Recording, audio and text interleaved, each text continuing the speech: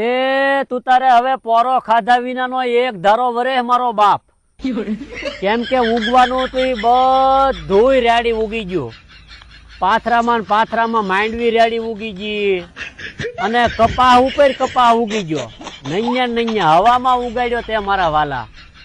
અને અમારા પ્રધાનમંત્રીનું સપનું હતું ફસલ વીમા યોજના, એવું કઈક હતું. એ ઘણા વર્ષ પહેલા બોલ્યા હતા. એ સપનું તે પૂરું કરવાનો એને અવસર આપ્યો. કદાચ કોકને ખબર હોય કે ન હોય, સાંભળો જરાક તમે એમના મુખેથી. ભાગી ગયો એટલે હવે પૂરું.